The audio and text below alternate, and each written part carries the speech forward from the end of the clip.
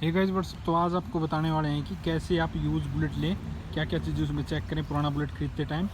यही दो बाइक सबसे ज़्यादा पॉपुलर हैं यूज्ड रॉयल इनफील्ड इंडस्ट्री के अंदर, बुलेट और क्लासिक दोनों का मैं आपको बताऊंगा आज अच्छे से। क्या कुछ प्राइस होना चाहिए, प्राइस की चलो मैं आपको स्टार्टिंग में बता देता हूँ। प्राइस डिपेंड करता है मॉडल के ऊपर, कौन से ईयर का मॉडल है, वो 2012 है, 15 है, 18 है, 20 है, इन चीज़ों के ऊपर डिपेंड करता है। ठीक है, तो प्राइस तो भाई मैं आपको एग्जैक्ट नहीं बता सकता। अब जैसे मैं आपको इनका बता सकता हूँ, ये दोनों ही 2019 मॉडल बाइक हैं। अगर मैं इसकी बात करूँ तो आपको स्टैंडर्ड जो है वो 1,30,000 1,25,000 रुपये में ले लेना चाहिए, अच्छी कंडीशन का अगर आपको मिल रहा है तो, कम चला हुआ। ठीक है, जितने ये चले हुए मिल रहे हैं उतने के हिसाब से मैं आपको बता रहा हूँ। और ये आपको ले लेना चाहिए, ये भी इतने का ही ले लेना चाहिए। ठीक है, 1,25 तक ही इसकी मार्केट है, 1,25-30 तक ही। ठीक है, अब इसमें आपको दिखा देता हूँ मैं। ये चली हुई है 14,000 के अराउंड, और जो वो है स्टैंडर्ड वो चली हुई है 11,000 के अराउंड। ठीक है, तो ये दोनों ही बाइकें हैं जो सबसे ज़्यादा बिकती हैं रॉयल इनफील्ड की। ठीक है, तो इसमें सबसे पहली चीज़ जो आपको चेक करनी है वो है इसका ओनर। फर्स्ट ओनर बाइक ही आपने प्रेफर करनी है जितना हो सके, मैक्सिमम सेकंड ओनर तक, वो भी बाइक ज़्यादा ही बढ़िया है तो। ठीक है ना, अदरवाइज़ आप इसका ओनर ज़रूर चेक करें, फर्स्ट ओनर बाइक ही लें। आरसी के ऊपर लिखा होता है कि कौन सा ओनर बाइक है ये। ठीक है, इंजन लीकेज वगैरह ज़रूर आप चेक कर लें, किसी भी तरह की इंजन के अंदर लीकेज नहीं होनी चाहिए। जैसे ये बाइक है, इसके अंदर आप देख पा रहे हो किसी भी तरह का कोई इंजन में से लीकेज नहीं है। अगर बाइक के इंजन में से लीकेज है तो वो बाइक का इंजन रिपेयर्ड है। ठीक है, तो इंजन लीकेज आपने ज़रूर चेक कर लेनी है। जैसे इस बाइक के अंदर अगर आप देखोगे तो कहीं पे भी इंजन लीकेज नहीं है। ओके, तो इंजन लीकेज किसी तरह की भी नहीं होनी चाहिए। दूसरी चीज़, इंजन आप बैटरी का टर्मिनल हटा के भी चेक कर सकते हो। जैसे आप बैटरी के टर्मिनल हटाओगे और फिर किक मारोगे तो बाइक बैक कंप्रेशन देगी। ठीक है ना, यही चीज़ आपने क्लासिक के अंदर करनी है और यही चीज़ आपने स्टैंडर्ड के अंदर करनी है।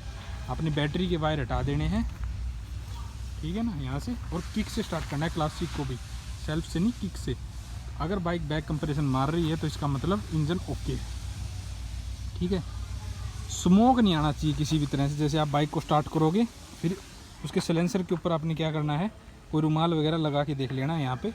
ठीक है, यहाँ पे ऐसे हाथ या रुमाल लगा के आप देखोगे, अगर वो रुमाल काला हो रहा है या उसके ऊपर ऑयल आ रहा है तो उसका मतलब इंजन के अंदर दिक्कत है, या वाइट स्मोक आ रही है सिलेंसर के अंदर से।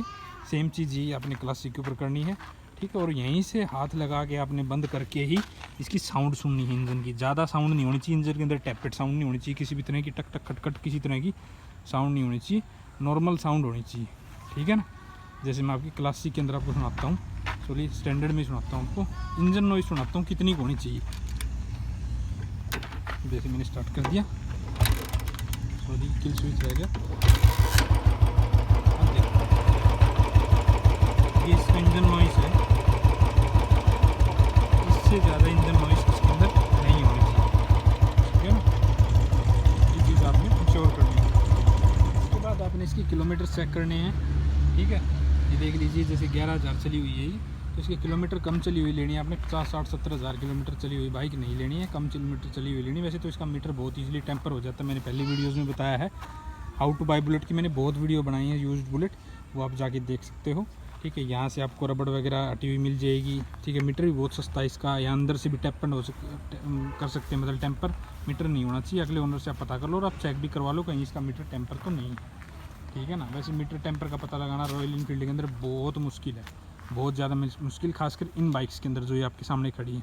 इनमें तो यार 5 रुपये वाली मोटर से मीटर टेम्पर हो जाता है। ठीक है ना, और पता उसका तो कोई पता नहीं लगा सकता। ओके, तो इंजन की हालत अच्छी होनी चाहिए और बाकी बात कोई ज़्यादा दिक्कत नहीं है। ठीक है, अब नॉर्मल साउंड किसी भी तरह का मैंने आपको बता दिया, जैसे इंजन में से नहीं आना चाहिए, टिक टिक टिक टिक वाला ही, आप सिलेंसर पे हाथ लगा के देख सकते हो। ठीक है, रस्टिंग वगैरह किसी तरह की नहीं होनी चाहिए चेसिस के अंदर, क्योंकि बहुत से भाई जैसे धूप वगैरह में, बारिश वगैरह में खड़ी करते हैं तो रस्टिंग आ जाती है। चेसिस में किसी भी तरह की रस्टिंग, गलावट कुछ नहीं होना चाहिए, आपकी जिम्मेवारी, आप इसको अच्छे से चेक करना। रस्टिंग नहीं होनी चाहिए बाइक के अंदर कहीं से भी। और शॉकर्स के बीच के अंदर से आपने जो है वो चेसिस को चेक करना, बिल्कुल सीधी होनी चाहिए, एक्सटेंटल होगी तो ये टेढ़ी हो जाएगी। ओके, ये चीज़ भी आपने अच्छे से इंश्योर कर लेनी है। इसके बाद अगर मैं बात करूँ तो मॉडल नंबर, अगर मैं आपको बताऊं पता कहाँ से लगाना है, जैसे मॉडल नंबर जैसे क्लासिक इसकी बताता हूँ आपको, यहाँ शॉकर के ऊपर लिखा मिलेगा। जैसे 19 मॉडल बाइक है, यहाँ पे 19 लिखा हुआ है। ठीक है, टायर से भी आप पता लगा सकते हो। ठीक है, कि टायर जैसे ये है, यहाँ पे देख रहे हो आप, ये देखो 7-19 लिखा हुआ है। पीछे के टायर 4 डिजिट आपने देखने हैं, जैसे 7-19 लिखा हुआ है, इनके 7वें महीने 2019 का टायर बना हुआ है। मैक्सिमम आप इस बाइक में आपको 2018 का टायर मिल सकता है, मतलब 1 साल पुराना टायर मिल जाए तो कोई दिक्कत नहीं है। ज़्यादा पुराना टायर है तो वो भी दिक्कत वाली बात है। चेन सेट जो है बाइक का वो 20-25 हज़ार किलोमीटर पे चेंज होता है, चेंज हुआ नहीं होना चाहिए चेन सेट। ठीक है ना, तो उससे भी आप पता लगा सकते हो कि चेन सेट चेंज, उसका मतलब बाइक ज़्यादा चली हुई है। ओके, की से भी बहुत सी चीज़ पता चलती हैं, जैसे की है, की ज़्यादा घिसी हुई नहीं होनी चाहिए। जैसे ये मेरी बाइक की है, ये ज़्यादा घिसी हुई नहीं है, हालांकि 2 की मिलती हैं, अब दोनों की मांगे यूज़र से। ठीक है, ये ज़्यादा यूज़ नहीं होनी चाहिए। की से ही पता चल जाता है कि बाइक कितनी घिसाई मतलब यूज़ की हुई है। ओके, तो की छोटे छोटे पॉइंट्स हैं। ऐसे तो आप किक की रबड़ से पता लगा सकते हो। ठीक है, ये चेंज है। ठीक है, पता लगाने वाले पता लगा लेते हैं भाई। ये पैर वाले से पता लगा सकते हो आप। तो छोटी छोटी चीज़ें हैं, इनसे आप पता लगा सकते हो। मैन्युफैक्चरिंग डेट मैंने बता दी। मैन्युफैक्चरिंग डेट जैसे टैंकी के नीचे भी मिलती है, मैं आपको दिखाता हूँ यहाँ पे। टैंक के नीचे अगर आप ध्यान से देखोगे, जैसे इसके ऊपर लिखी हुई है, देख रहे हो आप, 5 मार्च 2019। वैसे ही उस वाले बाइक के ऊपर भी आपको देखने को मिलेगी। इसके अंदर मैं आपको दिखाता हूँ, ये रहा, ये देखिए, देख पा रहे हैं 2019 इसके ऊपर भी लिखा हुआ है। 14 सितंबर है क्या है, इस वाली पर्ची भी मिलेगा। इस पर देखो आप 14/9/19, तो यहाँ पे आपको मैन्युफैक्चरिंग डेट देखने को मिल जाएगी बाइक की। ठीक है, तो मैन्युफैक्चरिंग डेट का आप यहाँ से पता लगा सकते हो। ओके, शॉकर्स पे मैंने आपको बता ही दिया, चेन सेट बता दी, मैन्युफैक्चर डेट भी बता दी। मीटर टेम्पर नहीं होना चाहिए, टायर के ऊपर मैन्युफैक्चरिंग डेट आपने चेक कर लेनी है। ओके, की से भी आप चेक कर सकते हो। चेसी से आपको ज़रूर चेक कर लेनी है, किलोमीटर चेक कर लेनी है। अब नॉर्मल साउंड नहीं होना चाहिए किसी भी तरह का बाइक के अंदर। ठीक है, इंजन लीकेज नहीं होनी चाहिए, ऑनर वगैरह, इन सब चीज़ों से देख के ही आपने बाइक लेनी है। और फिर भी आपने अच्छे मिस्त्री या मैकेनिक से अपने जान पहचान के से कंपनी में कहीं पे भी आपने जाके बाइक को चेक करा लेना है कि इसमें कोई दिक्कत नहीं है, मुझे लेनी है, परचेज़ करनी है, इस तरह से। ठीक है ना, बाकी मैंने मोटे मोटे सभी पॉइंट्स कवर कर दिए हैं। ठीक है, बाकी कुछ रह गया हो तो आप कमेंट्स में पूछ सकते हैं। आज की वीडियो में इतना ही था। अगर आपको वीडियो अच्छी लगी तो वीडियो को लाइक करें और चैनल को सब्सक्राइब करें। Thank you.